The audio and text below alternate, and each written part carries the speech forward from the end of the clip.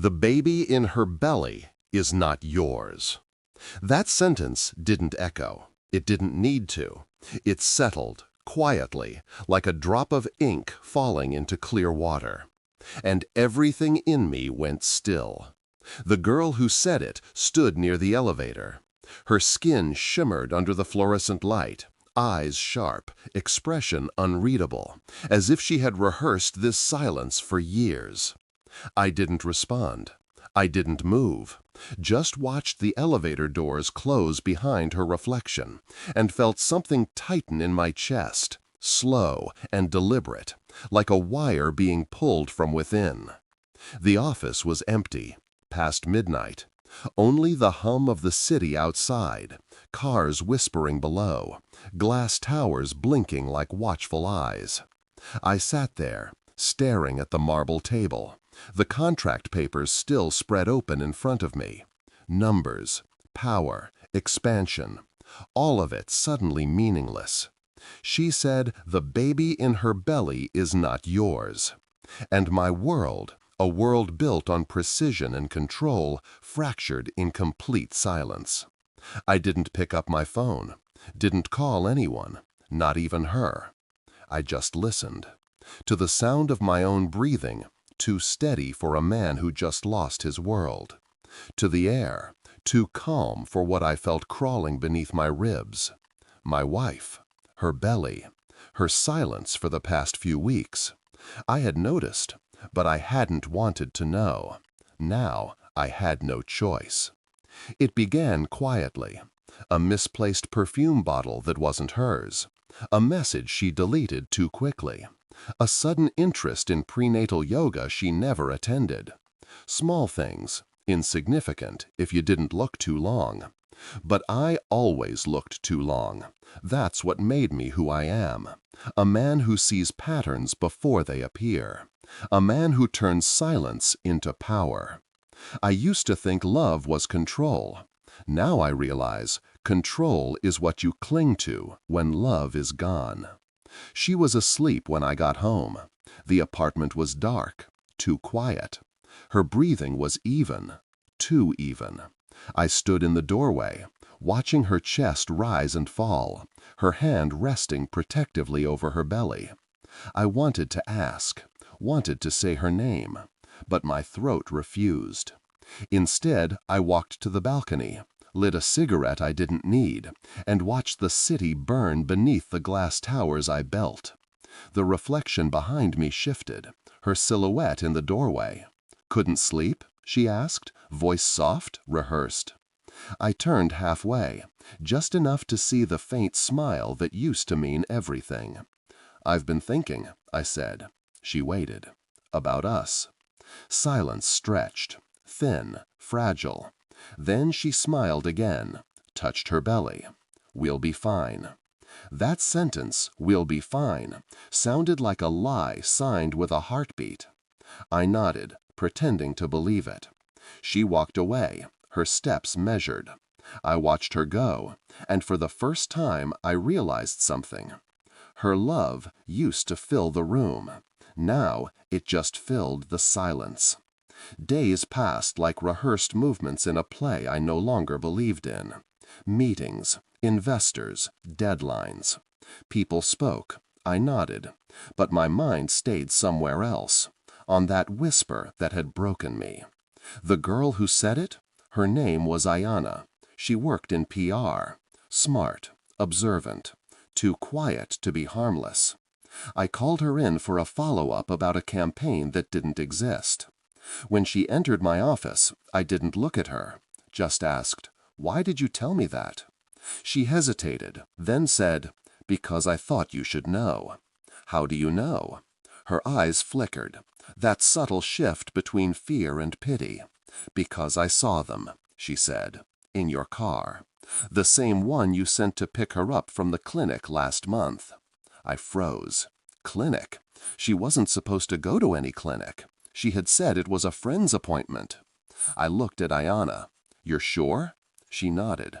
"I'm sorry," she said softly, but she wasn't alone. That night I didn't sleep, didn't eat, didn't move from the chair by the window. My thoughts moved in quiet circles. No anger, just precision. Like preparing a merger, only this time the collapse was personal. Morning came and went unnoticed. By noon, I was at the clinic. Money can open any door, silence any file. The receptionist didn't even question when I handed her the card. Minutes later, I held the truth. A file with my wife's name, and another name signed under emergency contact. It wasn't mine. It was someone I knew, someone I trusted.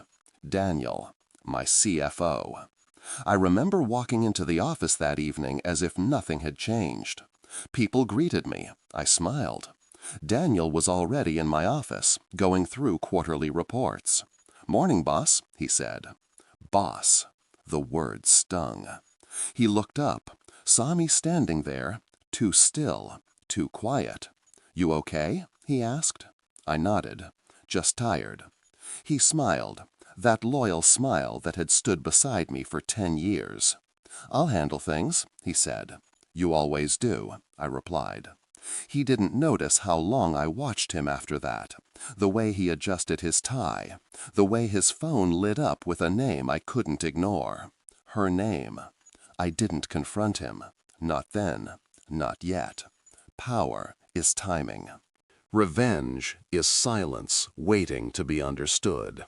Over the next week, I played my part perfectly. Invitations, dinners, meetings. I even smiled more because nothing disarms a liar like peace. At home, she grew distant, her phone always face down, her laughter softer, timed, calculated. One night, I told her I'd be working late. She nodded absently, but I didn't go to the office. I stayed in the parking lot beneath our building, watching the lights in our penthouse flicker. Hours passed. Then I saw it, the black sedan pulling up, headlights cutting through rain.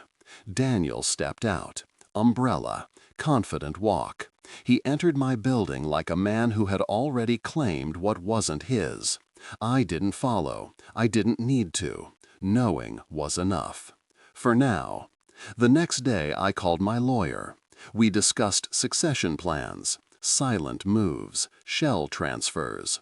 By the end of the day, Daniel's access to all accounts had been quietly revoked. Every share he held, frozen. Every privilege, dissolved.